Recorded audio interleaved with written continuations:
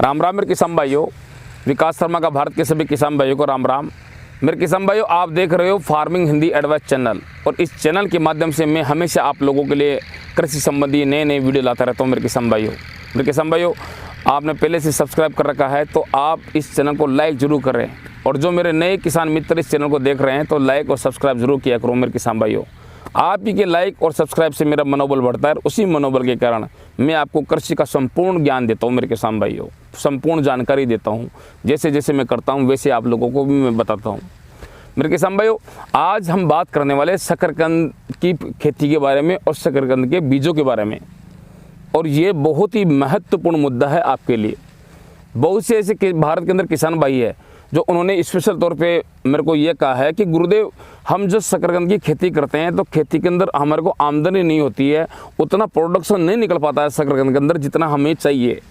तो उसका मुख्य कारण क्या है मेरे किसान भाइयों, कि जो आप बीज लगाते हो अपने खेतों के अंदर, जो शकरकंद का जो बीज लगाते हो, तो वह बीज क्या है कि आप नॉर्मल बीज लगाते हो। नॉर्मल बीज कैसे?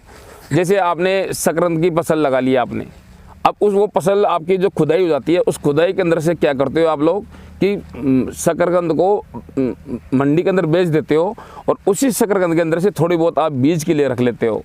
तो वह बीज क्या होता है कि वो कच्चा बीज रहता है, और कच्चे बीज की जब आप उसी को नर्सरी करते हो आप, तो वो क्या है कि नर्सरी तो हो जाती है, परंतु उसी नर्सरी को आप अपने खेतों में ट्रांसप्लांट करते हो तो उसका प्रोडक्शन बिल्कुल ना के बराबर कम हो जाता है। इसी तौर पे मैं जो शकरकंद की जो नर्सरी का मतलब नर्सरी करता हूँ बीजों की, तो मेरी बीज बनाने की आप जो प्रक्रिया है वो देख लीजिए। मैं समझाता हूँ मैं किस तरह से बीज तैयार करता हूँ। पूरी भारत के अंदर इस बीज को मैं अलग अलग राज्यों के अंदर बेचता भी हूँ, सप्लाई भी देता हूँ। मेरे किसान भाइयों, कृषि घाटे का सौदा नहीं है। अगर आप तरीके से करोगे तो आपको फ़ायदा ज़रूर होगा। आज मैं ये जो सीड्स तैयार करता हूँ तो सीड्स से भी मैं 2 रुपये कमा लेता हूँ, क्योंकि मेरे को मेरी मेहनत और मजदूरी अच्छी मिल जाती है सीड्स के अंदर। तो इसी तौर पे आप ये देख रहे होंगे, ये एक कतार मैंने ये लगा रखी है, ये चाइनीज़ शकरकंद हाइब्रिड की, ये देख लीजिए आप। अब आप यूँ सोच रहे होंगे कि गुरुजी आपने तो ये एक ही कतार लगा रखी है, सीड्स तैयार करते हो तो पूरे भारत के अंदर बहुत से किसानों को सप्लाई कैसे करते हो? मेरे किसान भाइयों, क्या होता है कि अगर मैं 2-4 एकड़ के अंदर एक साथ ये शकरकंद का बीज तैयार करूँ ना, तो उसके अंदर मेरी बेकार नहीं होगी, उसकी मेहनत मैं नहीं कर पाऊँगा उसके अंदर। क्योंकि शकरकंद क्या है, शकरकंद क्या होता है, इसकी जो बेलें होती है वो आपसरी के अंदर है ना गुद जाती है, आपसरी के अंदर इतना मिल जाती है कि ज़मीन का पता नहीं चलता है, ज़मीन का कहाँ है, जड़ कहाँ है ये। तो मैं क्या करता हूँ, हमेशा बहुत से ऐसे बार मेरे मतलब किसान मित्र है, तो उनके फार्म हाउस के अंदर थोड़ा थोड़ा मैं बीज तैयार करता हूँ, और उसी किसान को मैं ये कह देता हूँ कि भैया मैं थोड़ा सा ये बीज तैयार कर रहा हूँ, और इसके अंदर से थोड़ा बीज आपको भी दे दूंगा, और मेरे लिए भी ये बीज रख दो, और ये थोड़ी सी आप है ना आपकी मजदूरी है, खर्चा पानी, वो भी आपको मैं दे दूंगा। तो इसी तौर पे मैं क्या करता हूँ कि बहुत से किसान भाइयों के अलग अलग खेतों के अंदर मैं बीज तैयार करता हूँ।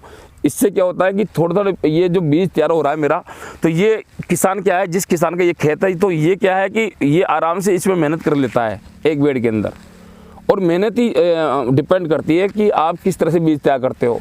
टाइम से टाइम ऑर्गेनिक फर्टिलाइज़र देना, टाइम से टाइम ऑर्गेनिक दवाइयाँ देना, टाइम से टाइम गुजाई करना, टाइम से टाइम जो भी ऑर्गेनिक खाद बनाता हूँ उसकी ड्रचिंग भी होती है। ड्रचिंग इसलिए होती है कि शकरकंद के बीजों को क्या न्यूट्रिएंट्स की आवश्यकता रहती है। परंतु मेरा एक तरीका एक और है कि ये जो बीज तैयार करता हूँ तो ये मैं क्या मिट्टी की बेड के ऊपर करता हूँ। मिट्टी की बेड, मोटी मोटी बेड बनाता हूँ, कम से कम ये मान के चलो कि 2.5 से 3 फुट चौड़ी में बेड बना के, और इस बेड पे आना शकरकंद के बीज तैयार करता हूँ।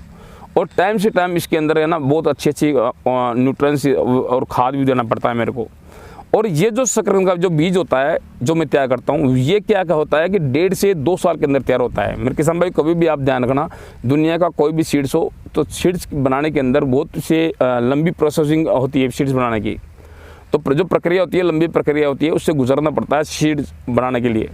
तो ये जो मेरा जो सीड्स तैयार हो रहा है ये शकरकंद का, तो इस सीड्स को तैयार पूरा कंप्लीट होने के अंदर कम से मिनिमम 1.5 साल से 2 साल लग जाता है। और ये ही सीड्स जब आप लगाते हो, जो स्पेशल तौर पे ये जो मैं सीड्स तैयार करता हूँ, इसी सीड को अगर भारत का कोई दूसरा किसान लगाता है तरीके से, ऑर्गेनिक तरीके से, तो उसका क्या प्रोडक्शन ऑटोमेटिक ही बाहर निकलेगा। क्योंकि मैं सीड्स के अंदर इसको अच्छी तरह ज़मीन के अंदर पहले पकाता हूँ, पहले पक जाए सीड्स पूरा, और पकने के बाद के अंदर फिर मैं इसको प्रोसेसिंग करता हूँ बीजों को, ऑर्गेनिक दवाइयों के अंदर ट्रीटमेंट करता हूँ बीजों को। फिर क्या करता हूँ, इसको क्या है कि किसी कट्टे में भर देते हैं हम, ताकि इस बीज की हवा ना लगे। और वही कट्टा भारत के अनेक अलग बहुत से मेरे मित्र है तो एडवांस बुकिंग कराते हैं इस बीज की, और उनके पास मैं इस बीज की सप्लाई दे देता हूँ। मेरे किसान भाइयों, जो शकरकंद का बीज है अगर आपको चाहिए तो डिस्क्रिप्शन के अंदर मेरे नंबर मिल जाएंगे, क्या भाव बेचता हूँ बीज वो भी आपको मिल जाएगा। अगर स्क्रीन पे मेरे नंबर मिल जाएंगे, आप चाहे तो आप हाइब्रिड चाइनीज शकरकंद का बीज मेरे से आप खरीद सकते हो। परंतु ये जो मेरा सीड से रहता है तो इसकी क्या एडवांस बुकिंग हो जाती है। नॉर्मली किसान भाई क्या करते हैं, जो एक बार और बता देता हूँ। नॉर्मली किसान भाई क्या करते हैं, शकरकंद की फसल लगाते हैं और उसको अक्टूबर और नवंबर के अंदर उसको खुदाई कर लेते हैं। अक्टूबर और नवंबर में खुदाई करके और उसको क्या मंडी में बेच देते हैं, और उसी के अंदर से बीज रख लेते हैं थोड़ा बहुत, वो भी खुला पड़ा रहता है, ऐसे ही पड़ा रहता है, चाहे वो ख़राब हो जाए। और उसी बीज को क्या, उसी बीज का नर्सरी करते हैं, फिर अपने खेतों में लगाते हैं, तो उसकी जो उपज है वो अपने आप कम हो जाती है, 100% कम हो जाएगी। परंतु जो मेरा बीज बनाने का जो प्रक्रिया है वो बहुत लंबी प्रक्रिया है। अगर आपको चाहिए बीज तो आप है ना आराम से मेरे से मंगवा सकते हो, और आप उस बीज को आप तरीके से लगाओगे, अच्छी खाद डाल के और भी अच्छे न्यूट्रिएंट्स डाल के आप लगाओगे। मैं डिस्क्रिप्शन में दे दूंगा कौन कौन सी खाद डालना है, और अच्छा खाद डाल के अगर आप मेरी गाइडलाइन से अगर आप इसी बीज को आप लगाओगे अपने खेतों के अंदर ऑर्गेनिक तरीके से, तो इसकी जो उपज है वो भयंकर उपज प्राप्त होगी। आपको यकीन नहीं होगा, रिकॉर्ड तोड़ पैदावार होगी शकरकंद की। साइज भी सही रहेगी और उसकी लंबाई भी सही रहेगी, कलर भी इसका बहुत अच्छा रहेगा। तो धन्यवाद मेरे किसान भाइयों, आप मेरे इस वीडियो को लाइक करें, शेयर करें और सब्सक्राइब करें। बगल में जो बेल घंटी है उसको भी आप जरूर दबाएं, जिससे मेरे नए नए कृषि संबंधी वीडियो आप तक आसानी से मिले। जय जवान जय किसान, वंदे।